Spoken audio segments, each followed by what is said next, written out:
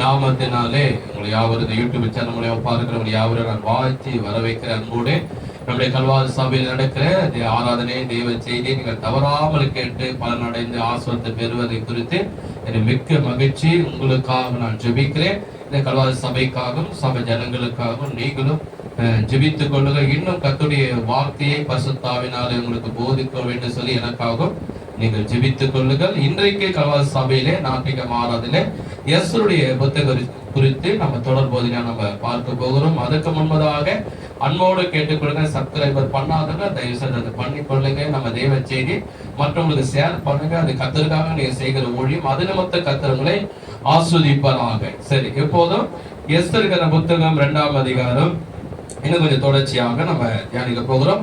16ஆம் வசனம் 17ஆம் வசனம் 16 17. அப்படியே எஸ்தர் ராஜாவாகிய அகஸ்வேர் அரசாளுகிற 7ஆம் வருஷம் தேபோத் மாதம் ஆகிய 10ஆம் மாதத்திலே ராஜாவிடத்தில் அரண்மனைக்கு அழைத்து கொண்டு போகப்பட்டார். 17ஆம் வசனம். ராஜா சகல சிறைகளை சிறைகளை பார்க்கிலும் எஸ்தர் மேல் அன்பு வைத்தான். சகல கன்னிகைகளை பார்க்கிலும் அவளுக்கு அவன் சமூகத்தில் அதிக தயவும் பட்சமும் கிடைத்தது. ஆகியால் அவன் ராஜ கிரீடத்தை அவள் சிரசின் மேல் வைத்து அவளை வஸ்தின் சாணத்திலே பட்டத்தை சிறியாக்கினான். எல்லோரும் ஆமே சொல்லுவோமா? பச்சாமலே சொல்லுவோமா? கைகதடி ஆண்டவரை சோதனம் பண்ணுங்க. இன்றைக்கு நாம எஸ்தருடைய புத்தகத்தை இன்னும் கொஞ்சம் தொடர்ச்சியாக நம்ம பார்க்க போகிறோம். இப்போது நாம பார்க்கக்கூடிய வேத வசனம் 16ஆம் வசனம் 17ஆம் வசனம். இந்த அகஸ்வேரு ராஜா நான் உங்களுக்கு சொல்லியிருந்தேன், முன்னுரையாக மீண்டும் சொல்றேன். அகஸ்வேரு ராஜா 127 நாடுகளுக்கு அவர் ராஜா. அந்த ராஜாவா அவர் இருக்கும் போது அவருக்கு திருமணம் பண்ணுவது, ஒரு ராணியை செலக்ட் பண்ணுவதற்காக 127 நாடுகளிலே தேடுறாங்க. அதிலே ஒரு சில பெண்கள், கன்னி பெண்கள், திருமணாக கன்னி பெண்களை கொண்டு வந்து கன்னி மடத்துல வைக்கிறாங்க ஒரு சில பேர். அந்த ஒரு சில பேர்ல யார் இருக்குது? சூப்பர், கரெக்டா கண்டுபிடிச்சிட்டீங்களா? நல்லா கரெக்டா. அந்த கன்னி மடத்துல யார் இருக்கிறாங்க? எஸ்தர் ஒரு பெண் இருக்கிறாங்க. அந்த எஸ்தர் பெண்ணுக்கு தாய் தகப்பன் இருக்கிறாங்களா? சூப்பர், தாய் தகப்பன் இல்லாத பெண் அந்த கன்னி மடத்துல இருக்கிறாங்க. அதுல நான் உங்களுக்கு போதித்திருந்தேன், 1 வருடம் உள்ள இருக்கணும், தன்னோட வாசனை மிக்க தைலத்தினால அவங்க சீறி சிங்காரிக்கப்படணும். எஸ்தர் மட்டும் எல்லாம் இங்க இருக்கிற எல்லாருமே, ஏன்னா ராஜாவுக்கு முன்னாடி போய் அவங்க நிக்க வேண்டும், ராஜாவுக்கு ராணி ஆக வேண்டும், பட்டத்து ராணியாகி ராஜாவுடைய வலது பக்கத்துல அவங்க உட்கார போறாங்க. அது ராஜாவுக்கு அடுத்த சாணத்துல அடுத்த அதிகாரத்தை பெற்றுக்கொள்ள போறாங்க. அதுக்கு எல்லா பெண்கள்ல எஸ்தர் போறாங்க. அப்ப இவங்க அந்த 1 வருடம் உள்ள இருக்கிறாங்க. வெள்ளை போல தைலத்தினாலும் சுகந்த வர்க்கத்தினாலும் தன்னை சிங்காரத்தில் வராங்க. அதெல்லாம் நான் உங்களுக்கு விலைக்கு போதித்தேன். ஆவியானவர் அதுல இருக்கிற மறைப்பொருளை நமக்கு ஆஸ்வாதமாக கொடுத்தார். ஒரு ஆமே சொல்லுவோம், சொல்லுவோமா? அப்போ பிற்பாடு இப்போ அது எல்லாம் முடிந்த உடனே ராஜா, இப்ப நம்ம படிச்ச வேத வசனத்துல இருந்து என்ன பார்க்கிறோம் என்றால், அகஸ்வேரு ராஜா அரசாளுகிற 7ஆம் வருஷத்திலே, எத்தனாவது வருஷம்? இப்ப சொல்லுவாங்க இல்லையா, இப்போ சிஎம் ஆட்சி பண்றாரு, எத்தனை வருஷம்? 40 நான் வருஷம் கேட்டேன். 5 வருஷம் கணக்கு வைக்கிறாங்க இல்லையா? இப்ப 5 வருஷம் ஒரு சிஎம் இருக்கணும் அப்படின்னா, அப்போ 1 வருஷம் ஆயிடுச்சு, 2 வருஷம் ஆயிடுச்சு. இந்த அகஸ்வேரு ராஜாக்கெல்லாம் 5 வருஷம் 3 வருஷம் கிடையாது. அந்த காலத்து வாழ்ந்த ராஜாக்களுக்கு இத்தனை வருஷம் எல்லாம் கிடையாது. இப்போ கவர்மெண்ட் ரூல்ஸ், அப்போ கவர்மெண்டே கிடையாது. கவர்மெண்டே ராஜா தான் கட்டளை எல்லாத்துக்கும். அவர் எத்தனை வருஷம் ஆளலாம். அவர் மறித்த பிற்பாடு அவங்க பிள்ளைங்க தான் வருவாங்க. புரிதுங்களா? அப்போது மக்கள் தேர்ந்தெடுக்க மாட்டாங்க. ராஜாக்கள் வந்தா ராஜா பிள்ளைங்க தான் வாழ்வாங்க அந்த காலத்துல. அப்ப அகஸ்வேரு 7ஆம் வருஷத்துல அரசு ஆளுகிறார். நல்லா கவனிங்க. அந்த 7ஆம் வருஷத்தை தான் இன்னைக்கு நம்ம தியானிக்க போகிறோம். அந்த 7ஆம் வருஷத்துல அகஸ்வேரு ராஜா அரசாளும் போது என்ன நடக்குதுன்னா, அந்த கன்னி மடத்துல இருந்து எஸ்தர் சொல்லலையா, சீரி சிங்காரிச்சு அந்த அரண்மனைக்குள்ளே இருந்து அவங்க வெளியே போக முடியாது, எந்த சொந்த பந்தங்களை பார்க்க முடியாது, கூட பந்தங்களை பார்க்க முடியாது. அதே இடத்துல இருந்து அவங்க சீரி சிங்காரிச்சு அகஸ்வேரு ராஜா அரசாளும் 7ஆம் வருஷத்திலே எஸ்தரும் சில பெண்களும் என்ன பண்றாங்க, ராஜாவுடைய அரண்மனைக்கு போறாங்க. ராஜா அரண்மனையில உட்கார்ந்து இருக்கிற அவரை சுத்தி அநேகர் அந்த மந்திரிமார்கள், படத்தளபதிகள், சிப்பாய்கள் எல்லாரும் இருக்கிறாங்க. அந்த இடத்துல ஒரு சில கன்னி பெண்கள் போகும்போது எஸ்தரும் லைனா போறாங்க. எத்தனாவது வருஷம்? ராஜா அரசாலும் எத்தனாவது வருஷம்? 7ஆம் வருஷம். அப்ப பாருங்க, இதை நான் படிக்கும் போது ஆவியானவர் எனக்கு ஒரு வெளிப்பாடு கொடுத்தார். இந்த 7ஆம் வருஷம் என்பது, 7வது நாள் என்பது ஒரு பரிபூர்ணமான நாள். இந்த 7வது நாள் என்பது ஆஸ்வதிக்கப்பட்ட நாள். தேவனுக்கு ஆஸ்வதிக்கப்பட்ட ஒரு நம்பர் இருக்கிறது. அது என்ன நம்பர் தெரியுமா? இப்ப பாத்தீங்கன்னா எல்லாருக்கும் பேர் இருக்கு. பேர் இருக்கிறதுனால நம்ம இங்க வந்து ஆந்திரால பேச முடியுமா? கேரளால பேச முடியுமா? டெல்லியில பேச முடியாது. எல்லாருக்கும் போன்ல என்ன இருக்கு? நம்பர் இருக்கு. அந்த நம்பர் என்ன பண்ணுவாங்க? அந்த நம்பர் மூலமா தான் பேசுவாங்க. ஆதார் கார்டுல 16 நம்பர் இருக்கு. ஸ்மார்ட் கார்டுலயும் நம்பர் இருக்குது. நீங்க ரேஷன் கார்டு பண்ணிடுவாங்க, நம்பர் நாங்க கேட்போம். 786. ஆமா, முஸ்லிம் மக்களுக்கு 786 சொன்னாரு. எல்லாத்துக்கும் நம்பர் இருக்குது. பேன் கார்டுக்கு நம்பர் இருக்குது, ஆதார் கார்டுக்கு நம்பர் இருக்குது. நம்ம ஏடிஎம் கார்டு கையில வச்சுக்கிறோம்ல, ஏடிஎம்ல போயிட்டு காசு எடுக்குது, அதுக்கு ரகசியமான 4 நம்பர். அந்த ரகசிய 4 நம்பர் போட்டு தான் உங்களுக்கு காசு வெளியே வரும்.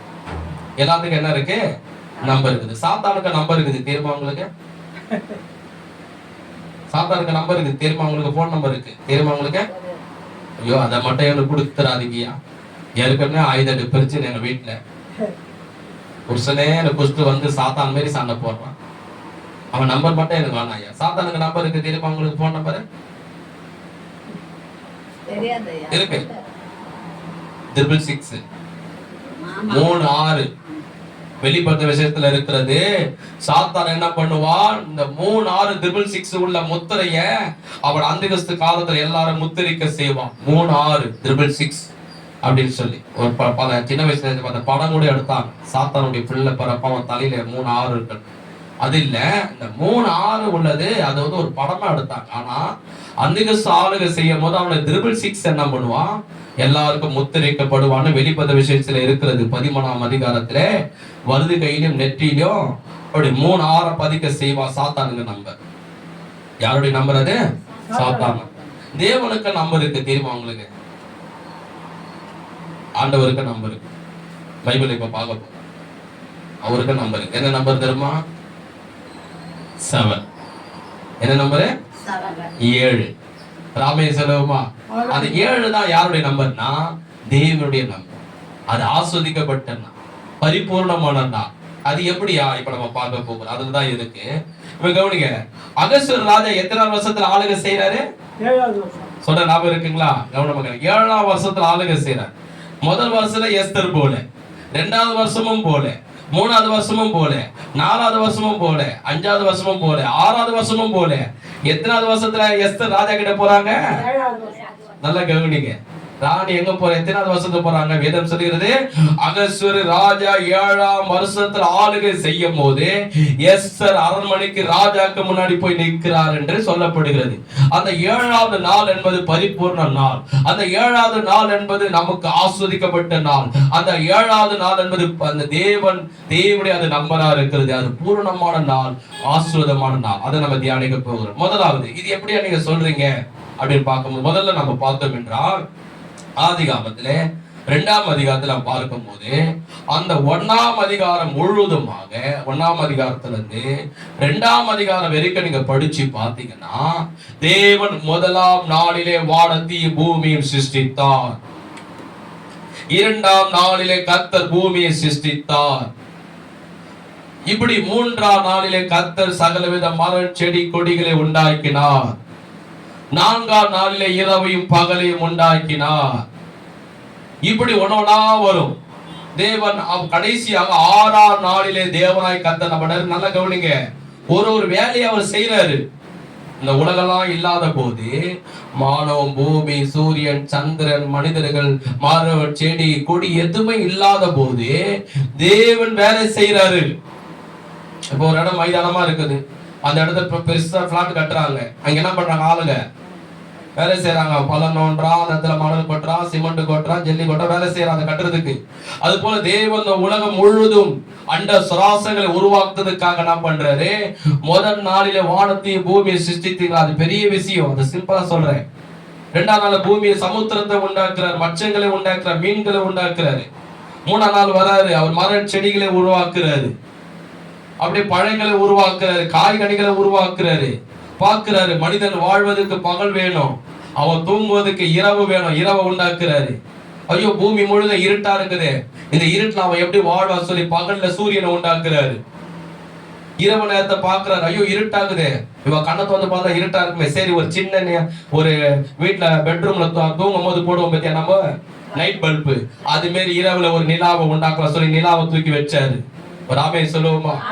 ஐயோ இவன் சுவாசிக்க என்ன வேணும், மூக்குல இருந்து சுவாசிக்க இவனுக்கு காற்று வேணும், காற்றை உண்டாக்கிறாரு. இது எல்லாமே கர்த்தர் எத்தனை நாள்ல படைத்தார் என்றால் 6 நாட்களிலே எல்லாவற்றையும் படைத்து முடித்தார். எத்தனை நாட்கள்? சத்தமா சொல்லுங்க, எத்தனை நாட்கள்? 6 daysல 6 நாள்ல all the creation எல்லா படைப்பையும் கர்த்தர் என்ன பண்ணாரு? 6 dayல 6 நாட்களை செய்து தேவன் முடித்தார். 6 நாள்ல அண்ட சராசர உலகத்துல எல்லாவற்றையும் கர்த்தர் செய்து முடித்தார். ஒரு மனுஷன் நான் கேட்டேன், ஐயா இந்த ஆலயத்தை கட்ட எவ்வளவு நாள் ஆகும்? சின்ன ஆலயம் எத்தனை நாள் ஆகும்னு கேட்டேன். ஒரு 1.5 மாசம் ஆகையா, இல்லைன்னா ஒரு 2 மாசம் ஆகும். சின்ன ஆலயத்தை கட்டுறது. பெரிய பெரிய பிளாட்டை பாருங்க, எத்தனை மாசம் கட்டின்னு கிடக்குறான். 3 மாசமா கட்டினுக்கிறான், 6 மாசம் கட்டுறானுங்க, ஒரு சில இடத்துல 1 வருஷம் கட்டுறானுங்க. ஆண்டவர் எத்தனை நாள் அந்த முழு உலகத்தையும் படைச்சாரா? கைகள் தட்டி கர்த்தரை சோதனம் பண்ணுவோம். நல்லாதான் கைகள் தட்டி ஆண்டவர் சோதனம் பண்ணுங்க. பெரிய 6 நாள் செய்து முடிக்கிறது எவ்வளவு கஷ்டம் தெரியுமா? உங்களுக்கு தெரியல, அதனால உங்களுக்கு லேசா நீங்க தட்டுறீங்க. 6 நாள்ல கர்த்தர் முழு உலகத்தை அண்ட சராசர சூரியனையும் சந்திரனையும் 9 கோள்களை படைக்கிறது எவ்வளவு பெரிய விஷயம். ஆனா ஆண்டவர் என்ன பண்ணாரா? 6 நாள் எல்லாத்தையும் செய்து முடிச்சார். சரி, 7ஆம் நாள் என்ன பண்ணாரு கர்த்தர் அப்படின்னு பார்த்தோம் என்றால், வேதம் சொல்லுகிறது 2ஆம் அதிகாரம் 1ஆம் வசனத்திலிருந்து பாருங்க.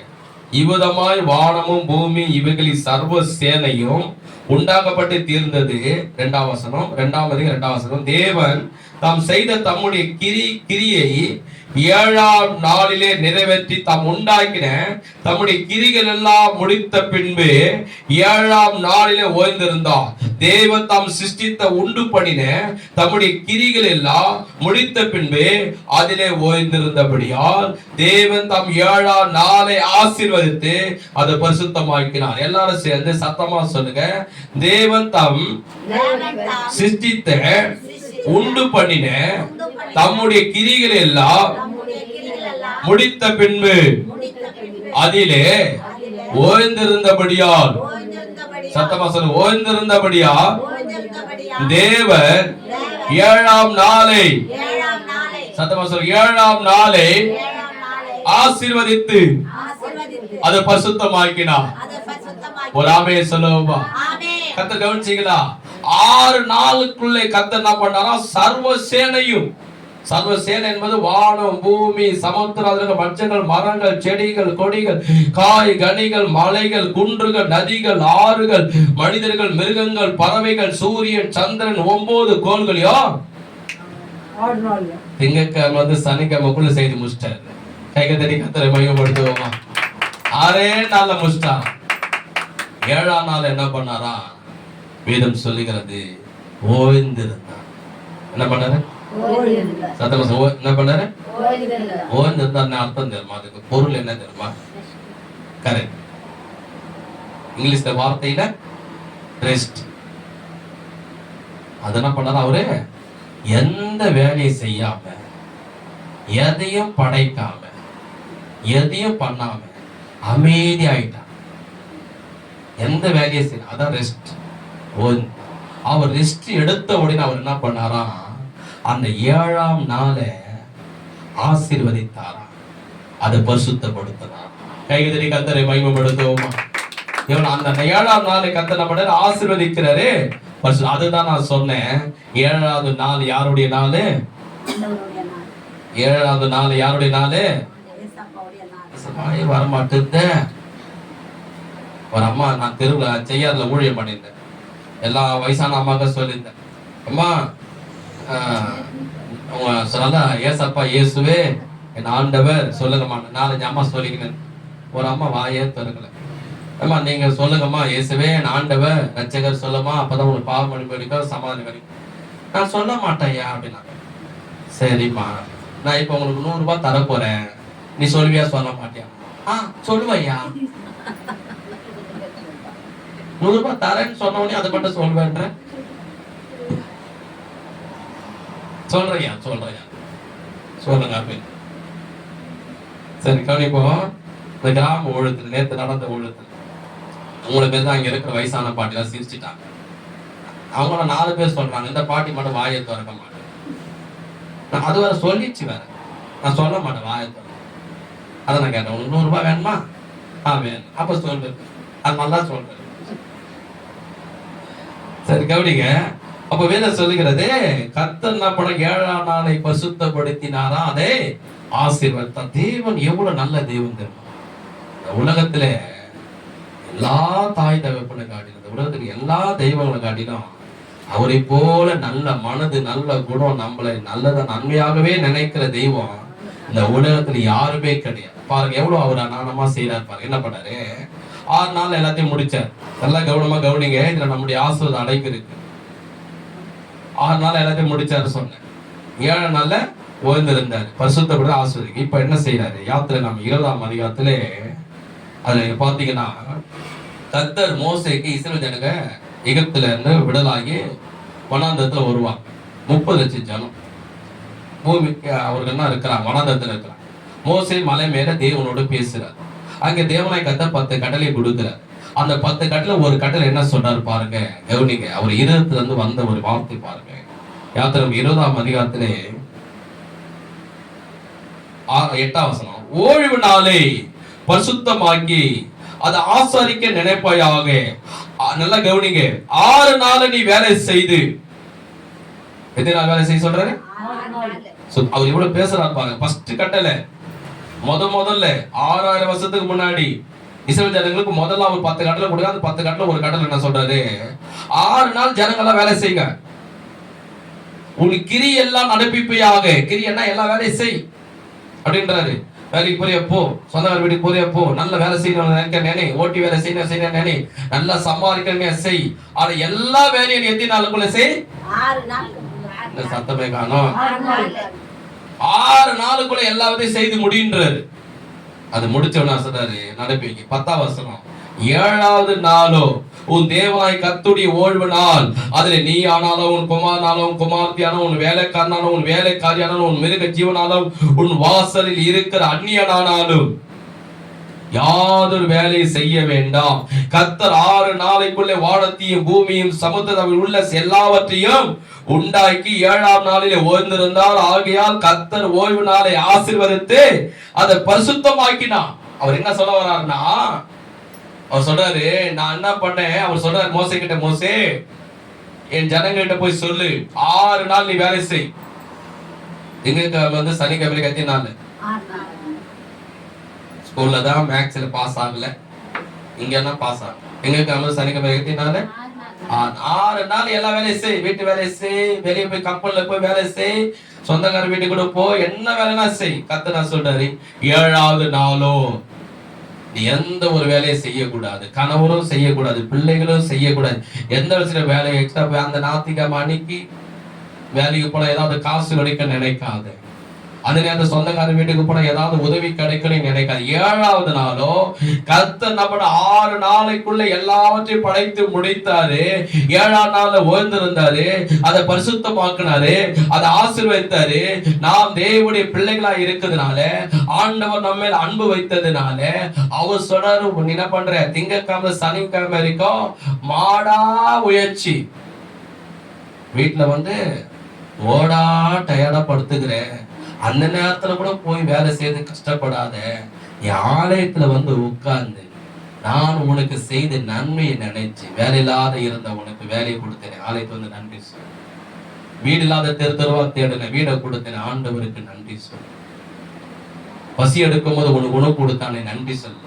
அந்த நாளில் ஆலயத்துள்ள உட்கார்ந்து நீ ஆண்டவருக்கு நன்றி சொல்ல. அவர் சொல்றாரு, உன்னை பரிசுத்தப்படுத்துவார், உன் குடும்பத்தை பரிசுத்தப்படுத்துவார்.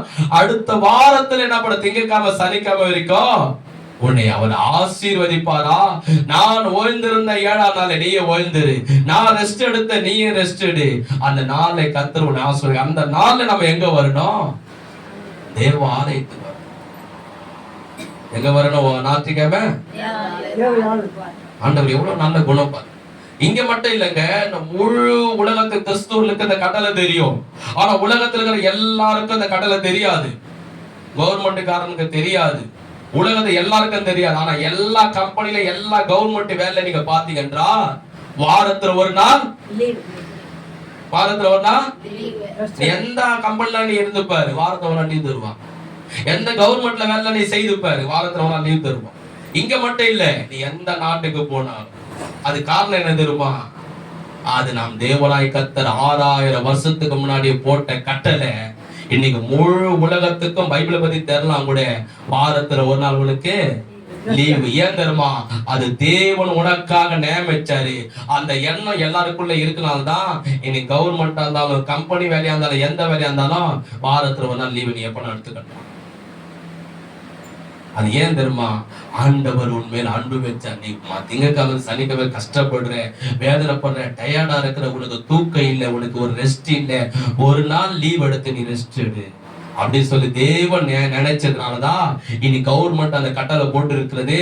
எல்லா கம்பெனிக்காரங்களும் கட்டளை போட்டு இருக்கிறான். காரணம், நாம் தேவனாய் கர்த்தர், நாம ரெஸ்ட் எடுக்கணும், நாம ஓய்வு எடுக்கணும், நாம தூங்கி ரெஸ்ட் எடுக்கணும். நீ திங்கக்கிழமை சனிக்கிழமை இருக்க வரைக்கும் வேர்வை சிந்துக்கணும், அங்க இங்க அலைஞ்சுக்கணும், வேலை செய்து கஷ்டப்படுறத உன் ஓனர் பாக்குறானோ இல்லையோ, மேனேஜர் பாக்குறானோ இல்லையோ, உன் கணவர் பாக்குறானோ இல்லையோ, கர்த்தர் பார்க்கிறார். அதனாலதான் சொல்றாரு, உனக்கு ஒரு நாள் லீவை கவர்மெண்ட் மூலமா கொடுத்து நீ நல்ல ஆலயத்து வந்து எனக்கு நன்றி சொல்லிட்டு வீட்டுல போய் நல்ல கறிய மீனை சாப்பிட்டுட்டு நல்ல ரெஸ்ட் எடுன்னு சொல்லிதான் வாரத்துல ஒரு நாள் உனக்கு லீவு கொடுத்திருக்கிறார். கைகள் தட்டி கர்த்தரை மையப்படுத்துமா?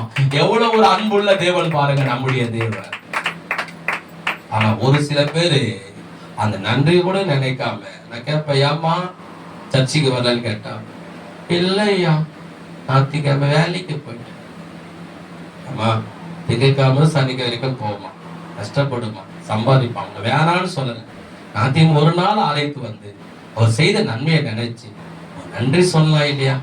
உன்னை ஆண்டவர் ஆஸ்வதிப்பா. நீங்க ரெஸ்ட் எடுங்க, உன் கணவரை பாருங்க, உங்க பிள்ளைகளை பாருங்க, நல்லா சமைச்சு சாப்பிடுங்க, வீட்டுல உடம்ப ரெஸ்ட் எடுத்துக்கமா.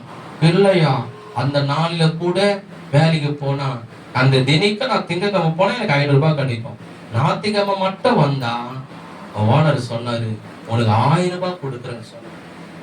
அதனாலதான் ஞாயிற்றுக்கிழமை ஆண்டவர் எவ்வளவு துக்கப்படும். அதுதான் சாத்தானுடைய தந்திரம்.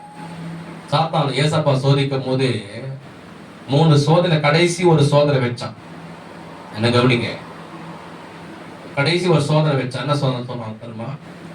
பூமியில இருக்கிற எல்லாவற்றையும், பூமியில இருக்கிற தங்கம், வெள்ளி, பவளம், முத்து எல்லாவற்றையும் உனக்கு கொடுக்கிறேன், என் பாதத்துல, என் பாதத்துல, என் பாதத்துல. ஏசப்பா சொன்னா தெரியுமா? ஐயோ, நான் ஒரு நிமிஷம் காலில் வந்து இறந்துக்கிறது யாரும் பார்க்க போதில்லை. அதுவும் வனாந்தரத்துல இருக்கிறோம், மலையில இருக்கிறோம், விழுந்து எழுந்துற சொல்லிட்டு விழுந்து எழுந்து எல்லாவற்றையும் அவன் கையில இருந்து வாங்கல. அதுக்கு என்ன சொன்னா தெரியுமா? தேவனாய் கர்த்தரை ஒருவரை மாத்திர பணிந்து கொண்டு ஆராதனை செய்வாயாக என்று எழுதியிருக்கிறதே. அவர் என்ன சொன்னாரு? சாத்தானே, உன்னை பணிந்து கொண்டு உனக்கு நீ கொடுக்கிற பணத்துக்காக, பொருளுக்காக, தங்கத்துக்காக, வைரத்துக்காக உன் காலில் வந்து உன்னை பணிந்து கொள்ள மாட்டேன். என் தேவனாய் கர்த்தரை ஒருவரை மாத்திரம் தான் நான் பணிந்து கொள்வேன், ஆராதனை செய்வேன் என்று வேதத்தில் எழுதி இருக்கிறது உனக்கு தெரியாதா? அப்பால போ சாத்தானே. என்ன ராமே சொல்லு. ஆனா நம்ம என்ன பண்றோம்? இதுதான் சாத்தான் பண்ற தந்திரம். என்ன சொல்லுவான் தெரியுமா?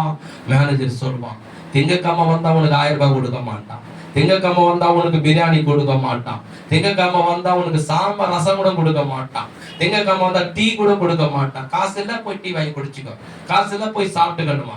ஆனா நீ ஞாயிற்றுக்கிழமை வா, உனக்கு பிரியாணி, ஞாயிற்றுக்கிழமை வா, எக்ஸ்ட்ரா உனக்கு காசு. அதுதான் யாருடைய தந்திரம்? நீ ஆலயத்துக்கு போக கூடாது, ஆண்டவருக்கு நன்றி சொல்லக்கூடாது, ஆண்டவருடைய வசனத்தை கேட்க கூடாது. சாத்தான் தந்திரமா செயல்படுகிற காரியம். ஒரு சில இடத்துல இன்னைக்கு ஞாயிற்றுக்கிழமை வேலை வைக்கலாம். காரணம் என்ன தெரியுமா? நீ ஆலயத்துக்கு போக கூடாதுன்னு சாத்தான் தந்திரமாய் உன்னை முடக்குவதற்காக, கர்த்தருடைய ஆசீர்வாதத்தை உன் வாழ்க்கையில தடுப்பதற்காக சாத்தானுடைய தந்திரம். அப்போ சாத்தானா சொல்ல தெரியுமா? பத்தியா, உன் பிள்ளைக்கு எக்ஸ்ட்ரா ஒரு 500 ரூபாய் தரான்னா உடனே துணியை கட்டிக்கின்னு கொட்டையை போட்டுக்கின்னு போயிட்டான் பத்தியா வேலைக்கு. சேடாமா, உனக்கு இன்னைக்கு நீ வந்தால் உனக்கு நானே ஒரு கவர்ல பிரியாணி எடுத்து வைக்கிறேன் அப்படின்னு சொன்ன உடனே போயிடுச்சு பத்தியா உன் பிள்ளைங்க அப்படின்னு. சர்ச்சுக்கு போனா இருக்குது, டீ கூட இருக்காது. நம்ம பாயம்மா வீட்டுக்கு வேலைக்கு போய் சேர்த்து வந்தா போகும்போது ஒரு பிரியாணி பொட்டல் கிடைச்சிடும். அதுதான் யார் பண்ற வேலை? சாத்தான் தேவடுது சொல்லுவோம். பிள்ளைக்கு பத்தியா, அவனுக்கு போய் சுகம் கொடுத்தியே, அவனுக்கு போய் வீட்டுக்கார குடி பழத்து விடலாக்கினியே, அவன் கடத்தோலை தீர்ந்தியே, இன்னைக்கு நாத்திகமை எங்க போனா பத்தியா? அப்படி சாத்தான் உனக்கு குற்றம் சாட்டுவான். அதான் ஆண்டவர் சொல்றாரு, ஓய்வு நாளை நாம் எதற்கும் இடம் கொடுக்க கூடாது. ஓய்வு நாளை நம்ம எங்குமே போக கூடாது. ஏசாயா 58:11 சொல்லுகிறது, ஓய்வு நாளை அது கர்த்தருடைய நாள் என்றோ, மனமகிழ்ச்சி நாள் என்றோ, அது கர்த்தரால் ஆஸ்வதிக்கப்பட்ட நாள் என்றோ அதை நீ மகிமையாக எண்ணுவாயானா, மகிமையாக நீ எண்ணுவாயானால், கர்த்தர் சொல்றாரு, யாக்கோபுடைய குடும்பத்தால் உன்னை போஷிப்பேன் என்றார். கைதடி ஆண்டவரை சோதரம் பண்ணுவோமா? நல்ல கைதடி ஆண்டவரை சோதரம் பண்ணுவோமா? பாருங்க, ஆண்டவர் சொல்றாரு, நாத்திகம மட்டும், நல்ல கவனிங்க, நாத்திகம் மட்டும் ஆராதனை நேரத்துல மட்டும் எங்கேயும் போகாம, பணத்துக்கு ஆசைப்பட்டு எங்க போகாம, வேலைக்கு ஆசைப்பட்டு எங்க போகாம, நாத்திகம் மட்டும் சொல்ற ஆராதனை நேரத்துல சொந்தக்காரர்களுக்கோ இல்ல கூட பதிலுக்கோ எங்க போகாம, ஐயோ இந்த நாள் ஆலயத்துக்கு போகணும், ஆண்டவர் ஆராதிக்கணும், கவனிங்க, வசனத்தை கேட்கணும், ஆண்டவர் நமக்கு எவ்வளவு நன்மை செய்திருக்கிறார் அதை நினைச்சு நன்றி சொல்லணும். இது கர்த்தருடைய நாள், நமக்கு ஆஸ்வதிக்கக்கூடிய நாள், கர்த்தர் ஊழியக்காரமா நம்மளோட பேசுகிற நாள் அப்படின்னு நீ உணர்ந்து எதற்கும் முக்கியத்துவம் கொடுக்காம, எந்த இடத்துக்கு நீங்க போகாம ஆலயத்துக்கு வருவி என்ற ஆண்டவர் என்ன சொல்ற பாருங்க, ஒரு பரிசுத்த ஓய்வு நாளிலே, இது என்ன நாள்? இது ஓய்வு நாள். ஓய்வு நாள் உனக்கு இஷ்டமானதை செய்யாத, உன் காலை விலக்கி உன் வழியின்படி நடவாமலும், உனக்கு இஷ்டமானதை செய்யாமலும், உனக்கு இஷ்டமானதை செய்யாமலும், உன் சொந்த பேச்ச கூட பேசாமல் இருந்து ஓய்வு நாளை மனமகிழ்ச்சி நாள் என்று, கர்த்தருடைய பரிசுத்த நாள் என்று, மகிமை உள்ள நாள் என்று சொல்லி அதை மகிமையாக நீ எண்ணுவாயானால், அப்போது கர்த்தரின் மனமகிழ்ச்சியா இருப்பாய். பூமியில் உயர்ந்த இடங்களில் உன்னை ஏறி இருக்கப்படும் பண்ணி உன் தகப்பனாகிய யாக்கோபுடைய சுதந்திரத்தால் உன்னை போஷிப்பேன். கர்த்தருடைய வாயிதை சொல்லிட்டு ஆண்டவர் சொல்றார். என்ன சொல்றாருன்னா, கால் நாத்திகம் எழுந்த உடனே நாத்திகம் ஆராய்ந்து போகும். இது கர்த்தருடைய நாள், மனமகிழ்ச்சியான நாள், ஆஸ்வதிக்கப்பட்ட நாள், கர்த்தரை சந்திக்க போகிறோம், அவர் நம்மளோட ஊழியக்காரர் மூலமா பேச போறாரு, அவர் செய்த நன்மையை நன்றி சொல்ல போகிறோம். அப்படி நீ மகிழ்ச்சியா நினைச்சினா, தாவீது சொன்னார். என்ன சொன்னார் தெரியுமா? தாவீது சொல்வார் ஒரு வார்த்தை, ஆலயத்துக்கு போகிற நேரம் வந்தவனே, கர்த்தருடைய ஆலயத்துக்கு போகிற நேரத்திலே நான் மனமகிழ்ச்சியா இருந்தேன். என்ன சொல்றாரா? எனக்கு ரொம்ப சந்தோஷமா, காலை எழுந்தோட நினைப்பேன், ஐயோ இன்னைக்கு ஞாயிற்றுக்கிழமை, சந்தோஷமான நாள், மகிழ்ச்சியான நாள், என் பிறந்த நாளை காட்டிடும், என்னுடைய பிறந்த நாள் கர்த்தரை ஆலயத்துக்கு போய் அவரை துதிக்க போகிறோம், ஆராதிக்க போகிறோம், அவர் வசனத்தை போதிக்க போறோம், அவர் வசனத்தை ஆராதிக்க போறோம், தியானிக்க போகிறோம். கர்த்தர் நம்மளோட பேச போறார், நாம அவரோட பேச போகிறோம், அவரோட பிரசன்னம் நம்மளை நிரப்ப போகிறது. இந்த நாள் எப்படிப்பட்ட நாள்? மனம் மகிழ்ச்சியான நாள், ஆஸ்வதிக்கப்பட்ட நாள். திருமண நாள்ல பாத்துக்கிறீங்களா? திருமண நாள்ல பொண்ணுடைய அப்பா அம்மா பாத்துக்கிறீங்களா? பார்க்காத மாதிரி உக்காந்துக்கிறீங்க. கல்யாணம் மண்டபத்துக்கு போயிங்களா இல்லையா? எதே கல்யாணம் ஆகிருக்குது, அவங்க அப்பா அம்மா எப்படி இருப்பாங்க?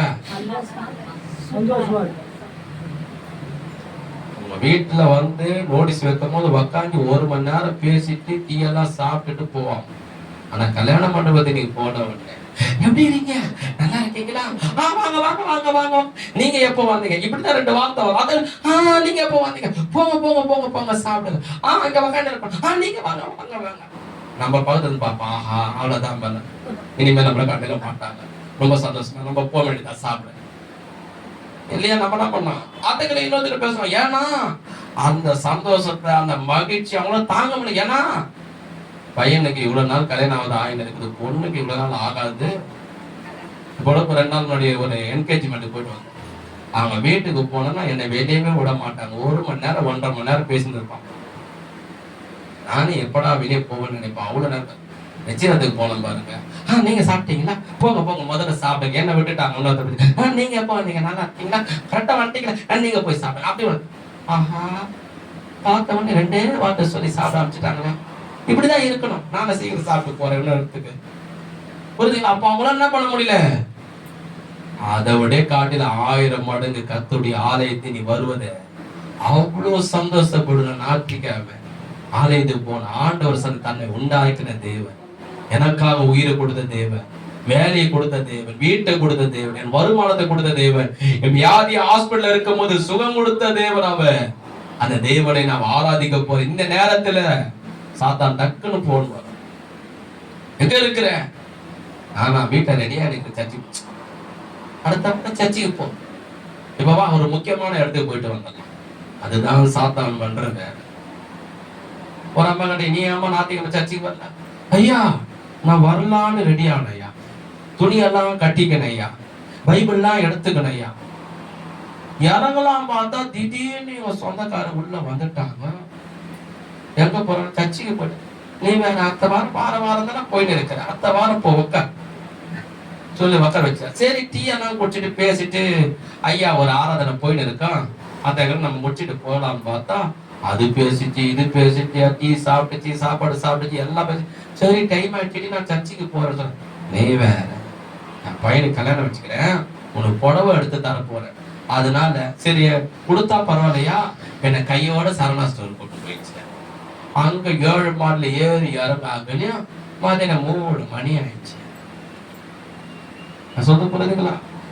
திங்கக்கிழமை வரலாம் அம்மா வராது, செவ்வாய்க்கிழமை வரலாம் அம்மா வராது, புதன்கிழமை போய் புடவை எடுக்கலாம்ல போவா, வேலைக்கிழமை போய் நகை எடுக்கலாம்ல அப்ப போவோம். எப்போ துணி எடுக்க போவோம்? எப்ப நகை எடுக்க போவோம்? அப்ப ஆண்டவர் உனக்கு துணி கொடுக்கலாமா? கொடுக்கலாம். நானும் அதான் சொல்லி முதல்ல கொடுத்தத கொடுங்க ஆண்டவர். நான் பக்கத்துல இல்லை, அதான் நீங்க தப்பிச்சீங்க. அவ பாருங்க, அப்ப ஜனங்களுக்கு நான் பிசாசு பண்ற தந்திரம், அந்த ஞாயிற்றுக்கிழமை நேரத்துலதான் கடவுளுடைய ஆசீர்வாதம் உனக்கு வராதபடி, அவர் நன்மை உனக்கு வராதபடி மனுஷர்கள் மூலியமா, உனக்கு பணத்து மூலியமா துணியை காட்டி, பொருளை காட்டி, நகையை காட்டி, உலகத்தை காட்டி, நல்ல காத்தை கூட்டி உன்னை இழுக்க பார்ப்பான். அதுக்கு நம்ம இடம் கொடுக்க கூடாது. ஆண்டவர் உன்னை சோதித்து பார்ப்பான், சாத்தானவனை கவனிப்பான். அந்த நேரத்துல இது தேவனுடைய நாள், மன மகிழ்ச்சியின் நாள், ஆஸ்வதிக்கப்பட்ட நாள். இந்த நாளை நான் எதற்கு கொடுக்க மாட்டேன். பையனுக்கு பொண்ணுக்கு கல்யாணம் நடக்கும் போது இன்னொருத்தங்க வந்து கூப்பிடுறாங்க, இன்னொரு இடத்துல கல்யாணம் கிட்ட நீ வான்னு போவாங்களா? நான் சொல்றது புரியுதா இல்லையா? பையனுக்கு பொண்ணு கல்யாணம் நடக்குது, அவங்களுக்கு இன்னொரு சொந்தக்காரி இன்னொரு இடத்துல கல்யாணம் நடக்குது, அவங்க கூப்பிடுறாங்க, ஏன் கல்யாணம், என் பையனுக்கு கல்யாணத்தை நீங்க இங்க வான்னு போவாங்களான்னு கேட்டேன். தலைநாட்டுகளை போவாங்களா?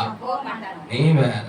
அந்த நாள்லதான் என் பொண்ணு கல்யாணம் வச்சுக்கிறேன், எனக்கு 1008 வேலை தலை மேல இருக்குது, அந்த நேரத்தை நான் எப்படி வருவேன்? அதே மாதிரி நீ யோசிக்கிறேன், என்னுடைய தேவனுடைய ஆலயத்துக்கு நான் போகிறேன், அந்த நேரத்துல எங்குமே எதுவுமே நீ பணம் கொடுத்தாதான்.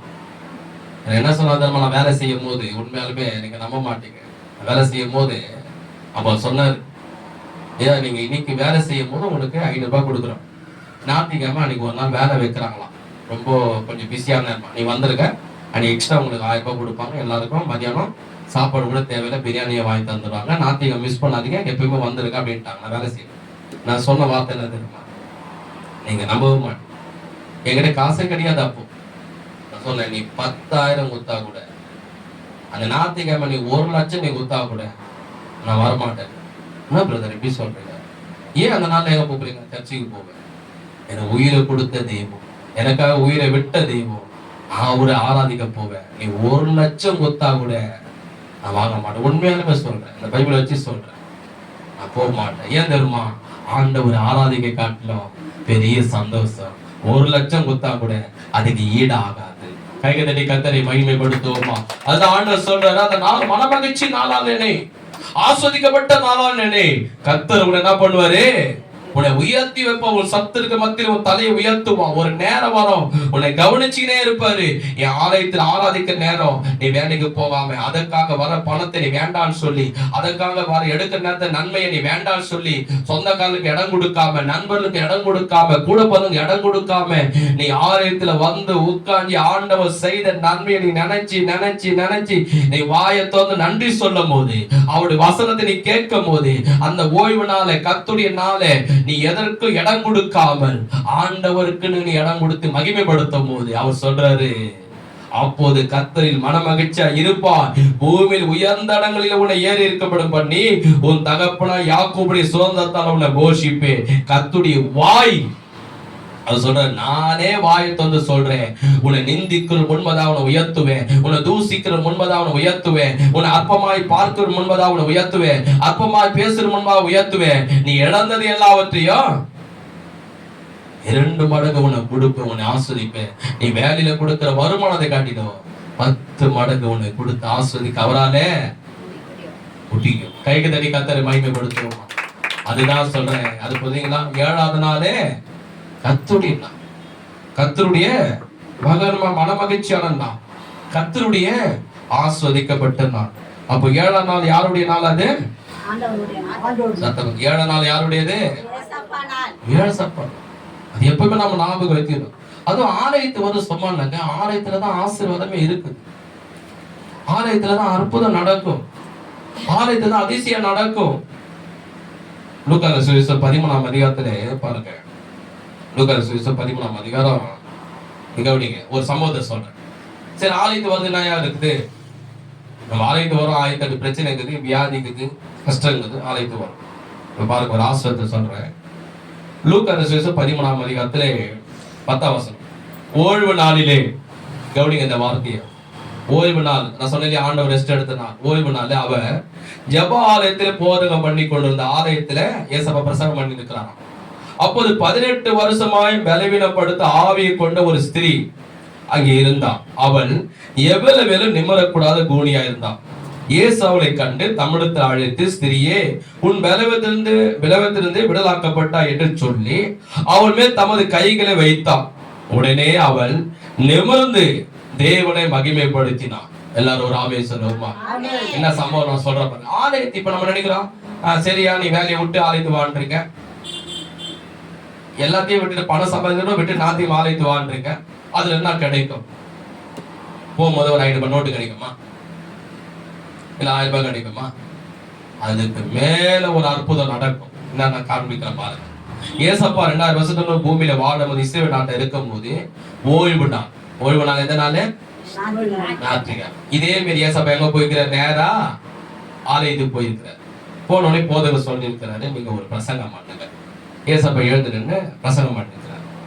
எல்லாரும் இப்ப நீங்க உட்காந்து கேட்கறீங்கல்ல, இது போல எல்லா ஆலயத்துல உட்காந்து கேட்கும் போது அந்த ஆலயத்திலே 18 வருஷமா, எத்தனை வருஷமா? 18 வருஷமா கூனியா இருந்த ஒரு ஸ்திரீ அந்த ஆலயத்துல உட்கார்ந்து இருக்காங்க. 18 வருஷம் கூனியா இருக்கணும், எவ்வளவு கஷ்டம் யோசனை பண்ணி. நமக்கு வந்து தெரியல, அவங்க கீழே குட்டிக்கிட்டே இப்படி இருப்பாங்க. அவங்க போன யாராவது பார்க்கணும் இப்படிதான் பேசணும், பெருக்கணும் தான் பெருக்கணும், சாப்பிடும் போது இப்படிதான் சாப்பிடணும். எப்படி இருக்கும்? ஒரு 10 நிமிஷம் நீங்க குனின்னு சொன்னா ஒரு 10 நிமிஷம் எழுந்து நின்னாலே உங்களை நிக்க முடியாது, டக்குன்னு உட்காந்துக்கிறீங்க. 18 வருஷம், 1 வருஷம் 2 வருஷம் 18 வருஷமா அந்தமா கொஞ்சிக்கினே போகணும், கடைக்கு கொஞ்சிக்கினே வரணும், கொஞ்சிக்கினே சமையல் பண்ணணும், கொஞ்சிக்கினே குழம்பு செய்யணும், கொஞ்சிக்கினே எல்லார்ட்டையும் பேசணும், கொஞ்சிக்கினே செய்யணும்னா எப்படி எவ்வளவு வலி இருக்குது? இடுப்பு வலி, முதுகு வலி, தொடர் வலி இல்லையா? ஒரு இப்ப வீட்டுல கொஞ்ச நேரம் பெருக்குனாலே, ஒரு 10 நிமிஷம் பெருக்குனா ஆயிடும், எப்பா இடுப்பெல்லாம் வலிக்குது.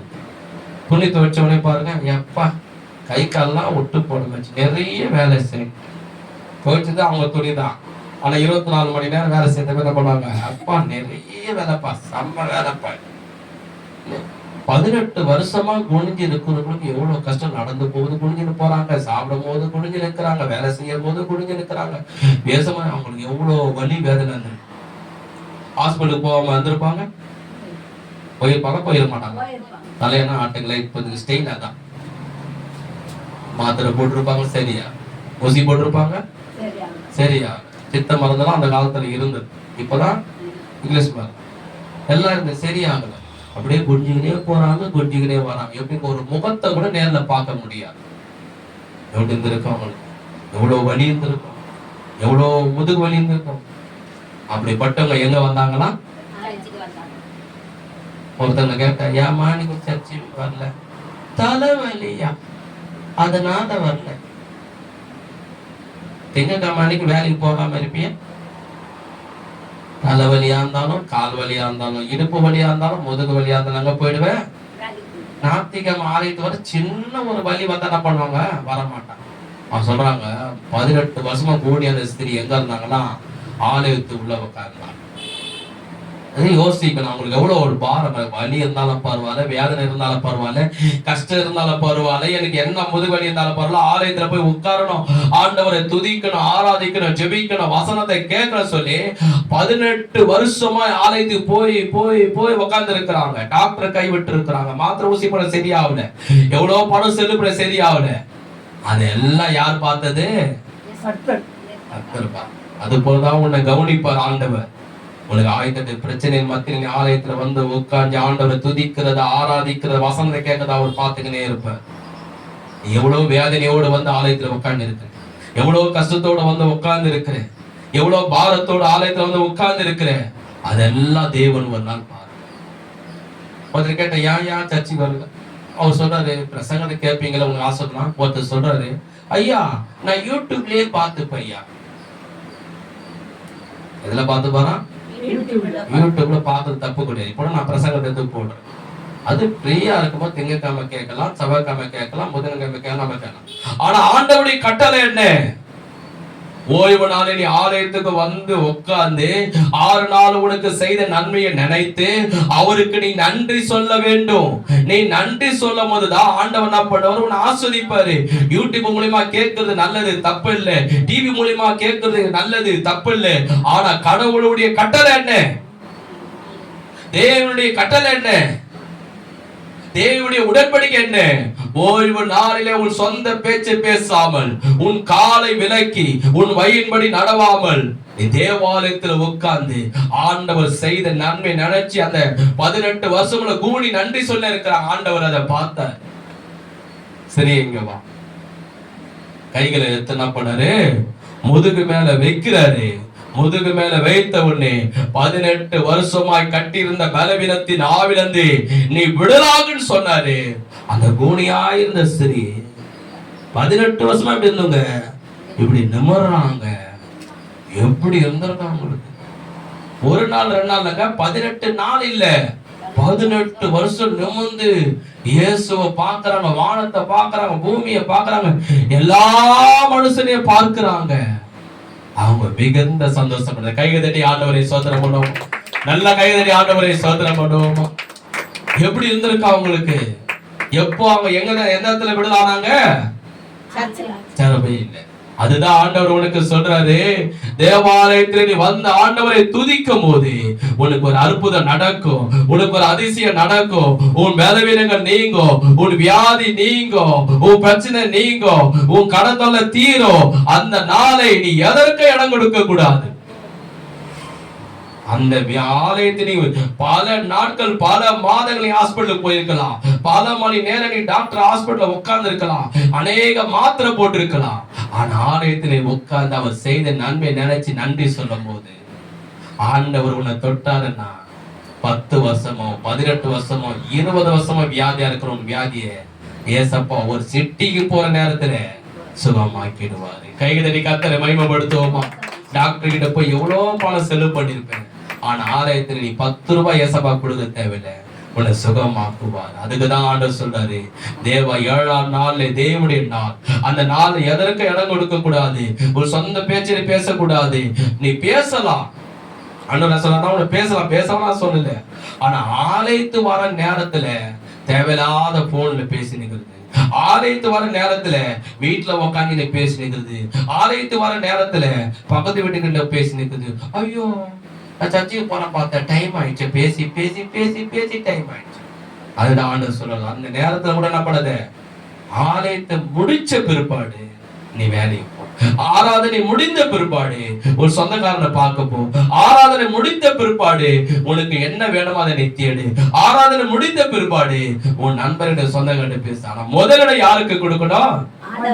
அதான் ஆண்டவர் சொல்றாரு, முதலாவது தேவனுடைய ராஜ்யத்தின் நீதியா. ஆள் எழுந்த உடனே பொன் பண்ணாது, காலை எழுந்த உடனே சொந்தக்கார வீட்டுக்கு போவாது, காலை எழுந்த உடனே நண்பர்களை தேடி போவாது, காலை எழுந்த உடனே சொந்தக்காரனை தேடி போவாது. காலை எழுந்த உடனே ஆண்டவரே இந்த இரவுல எனக்கு தூக்கத்தை கொடுத்தீர, நன்றி அப்பா. இந்த நாளை எனக்கு கூட்டி கொடுத்திருவ, நன்றி அப்பா. ஒருத்தங்க சொன்னாங்க, என்ன சொன்ன தெரியுமா? ஐயா, அந்த வீட்டுல ஒருத்தன் வந்தாயா, நல்லா இருந்தாயா, காலையில போய் கதவை திறந்து பார்த்தா தூங்கி தான், எழுந்து பார்த்தா இறந்துட்டாயா. நைட்ல நல்லாதான் இருந்தான், காலையில செத்து போயிட்டாங்க. நம்ம ஒரு நாள் முழு தூங்கி மறுநாள் வாழறோம்னா அந்த நாளை நீ வாழ்வதற்காக கர்த்தர் உன்னை கூட்டி கொடுக்கிறார். அதெல்லாம் பண்ண காலை எழுந்த உடனே நன்றி தகப்பனே, இரவுல கொடுத்த தூக்கத்துக்கா நன்றி, காலையில எழுப்பு இந்த நாளை தந்தீரே உமக்கு நன்றி அப்பா. காலை எழுந்த உடனே ஆண்டவர் சமூகத்துல டீ குடிக்கிறது கூட முன்னாடி ஆண்டவருக்கு முதலாவது நீ நன்றி சொல்லி, அந்த நாள் உனக்கு ஆஸ்வதிக்கப்பட்ட நாளா இருக்கும். அந்த நாள் உனக்கு மனமகிழ்ச்சி நாளா இருக்கும். அந்த நாள் உனக்கு எல்லா தேவைகளையும் கர்த்தர் சந்திப்பா, அற்புதமா சந்திப்பா, அதிசயமா சந்திப்பா. நீ நினைச்சு கூட பார்க்காத முடியாத அளவு உன்னை போஷிப்பா, உன் மூலியமா உன் கணவரை போஷிப்பா, உன் மூலியமா பிள்ளைகளை போஷிப்பா. இந்த நாள்ல எப்படி உனக்கு பணம் வந்தது, எப்படி உனக்கு உணவு வந்தது, எப்படி சந்தோஷம் நிம்மதி வந்தது உனக்கு தெரியாது. ஆனா முதல்ல கால் எழுந்த உடனே முழங்கால் படியிட்டு ஆண்டவர் நோக்கி நன்றி சொல்லு. அல்லேலூயா. வாரத்துல ஒரு நாள் முதலாவது தேவாலயத்துல வந்து உட்காரு. நேரம் இருக்கிறதா, உடனே செல்போன் எடுத்து ஆன் பண்ணி வாட்ஸ்அப்ல யார் அனுப்பி இருக்கிறாங்க, யூடியூப்ல என்ன நியூஸ் போகுது, பேஸ்புக்ல என்ன இருக்குதுன்னு பார்க்காத. நேரம் இருந்தா பைபிளை திறந்து நீ முதல்ல படி. அதுதான் உனக்கு ஜீவன், வசனம் தான் உனக்கு ஆசீர்வாதம். கைகதடி கர்த்தரை நாம் மகிமைப்படுத்துவோமா? கர்த்தருக்காக நம்ம காணிக்கை